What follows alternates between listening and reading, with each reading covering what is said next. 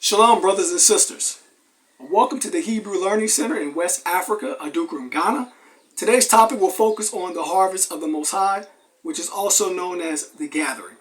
The Hebrew term katsir, that's Hebrew 7105, has been translated as harvest in our modern English language. However, the concrete form or concrete definition would be to sever or the cutting short of something, such as the reaping of the harvest, where the stalks are made short. Now, the stalks are the stems connected to the plants. So we have the root, which is underneath the soil, which keeps the plant stationary, and also it passes water and nutrients on to the stalks, which is then connected to the leaf on to the fruit. In order for the fruit to be gathered, it must first be severed or cut from its actual stalks. Through this understanding of the stalks being cut from the fruits, the Most High gives us insight not only into the gathering of Yisrael, which is his fruit harvest, but also insight into the harvest of the dysfunctional, or should we say, the wicked ones, which are synonymous with the chaff and the tares. A prepared fruit for consumption is when it is separated from the stalk, separated from the chaff, or separated from the tares. In this case, the separation from false doctrines, false ideologies, uncleanness, lawlessness, and the character of this world. Nevertheless, both are gathered for a specific purpose. The question remains, which are you? Which are you? So we must do some self-examination. Are you considered a chaff or a tare? The harvest of the Most High HaYah, or the harvest of the wicked ones? Will you be harvested in the farmer's barn or for the fire? So we're going to go through a couple of scriptures today for edification reasons. Matthew chapter 13, verse 24. Another parable put he forth unto them, saying, the kingdom of heaven is likened unto a man which sowed good seed in the field. But while men slept, his enemy came and sowed tares among the wheat and went his way. So we must understand, just as when Moshe, he brought the law to the children of Israel, when he went back up into the mountains, before he could return, there was a new doctrine going on beneath the mountains. When the children of Israel were taking their gold and their jewels for the golden calf, to worship or to kneel before the golden calf. Very similar to today, how the Messiah, he has left us a clean doctrine. He has left us the truth and to go and to prepare a kingdom for us. But before his return, the enemy has sold a false doctrine, a false ideology, where the people of Israel are being scattered and they're serving amongst these false ideologies. So he says, while men slept, the enemy came and sowed tares among the wheat. Now, the wheat and the tares are also known as darnels. Now, the tares are very similar in image to the actual wheat. Unless you are a well-skilled or experienced farmer, it's very hard to notice the difference between the two. So you must let them form or mature together in growth, that you may have a distinction between the two. Because, as I said before, they're very similar.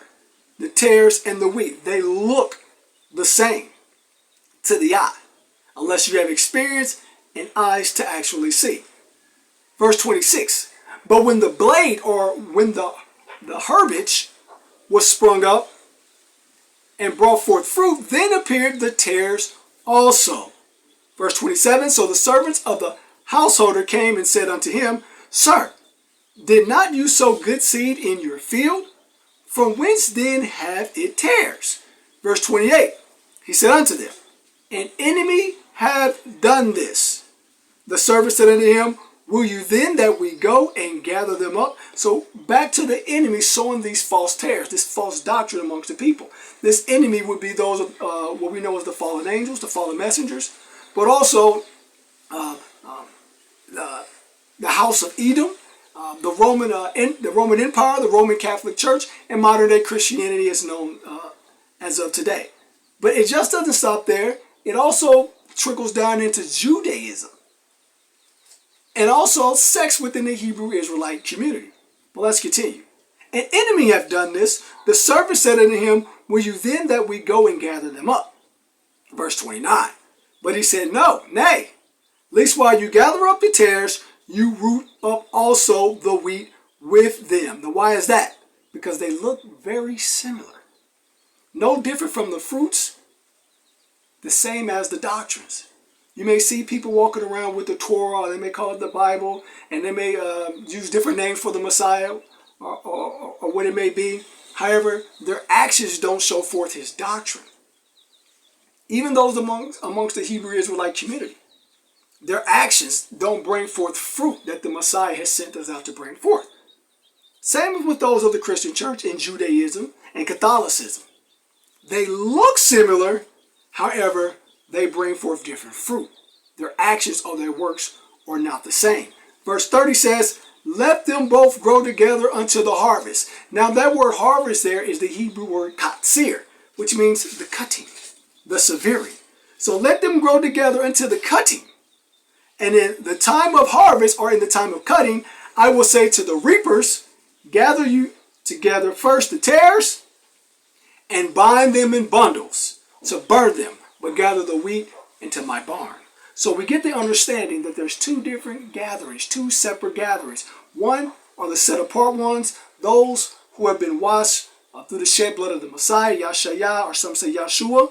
They will be gathered for his kingdom. But those tares, those that look like wheat, false grain, false ideologies, false doctrine, they will be gathered for the fire. They will be gathered for the wrath or for the heat of the Most High HaYah, to be tortured. All right. Revelation chapter 14, verse 14, and it says, and I looked, and behold, a white cloud, and upon the cloud one sat like unto the Son of Man. Now we know the Son of Man is the Messiah himself, having on his head a golden crown, and in his hand a sharp sickle. Now this sharp sickle is a gathering instrument. All right. It is the fruit is first cut, and the sickle is used as a gathering tool. All right. Verse 15.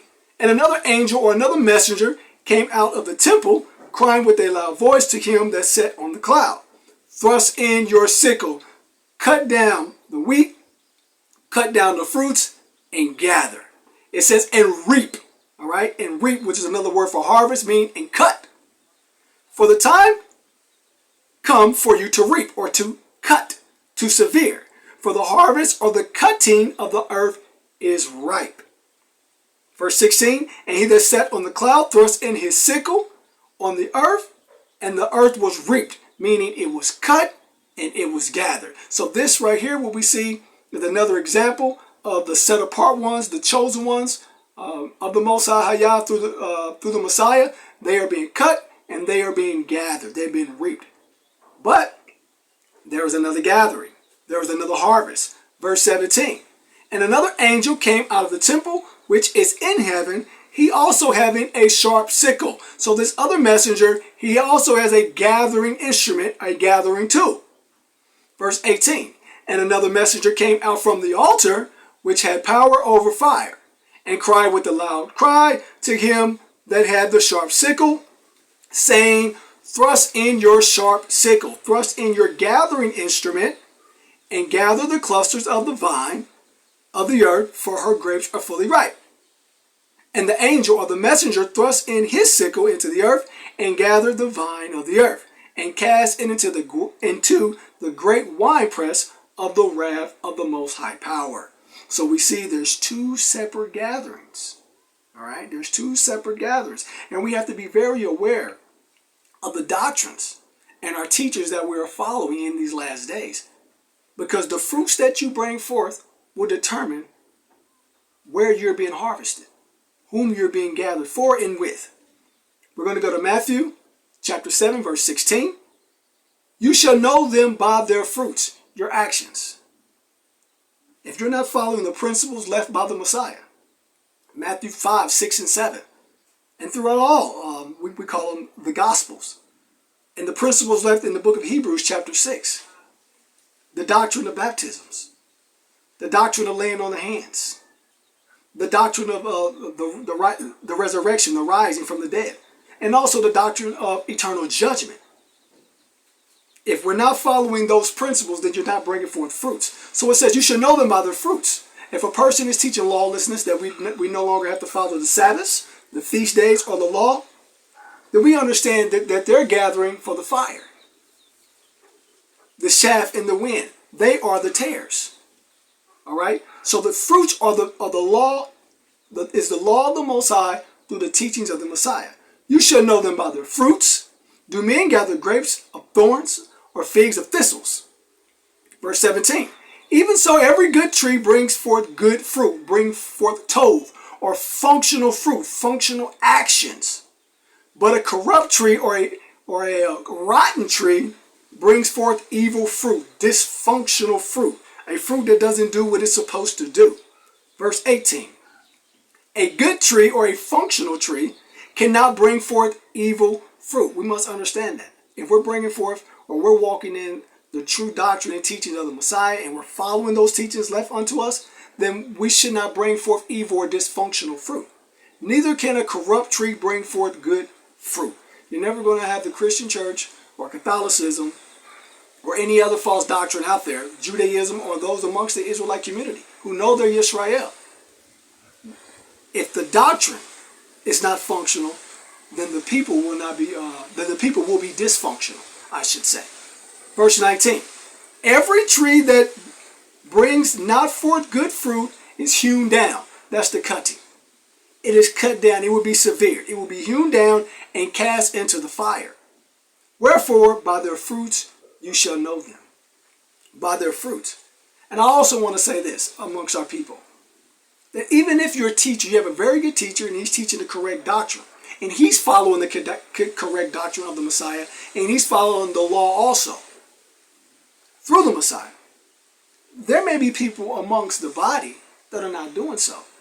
So everyone is not being harvested for the same gathering. And we must understand that. This walk is an individual walk. Even though we're within one body, but everyone must walk that road themselves. And by our fruits, by our actions, that will determine our harvest. That will determine our gathering. And that will also determine our judgment. We're going to finish off with Matthew chapter 3, verse 8. Bring forth therefore fruits meant for repentance.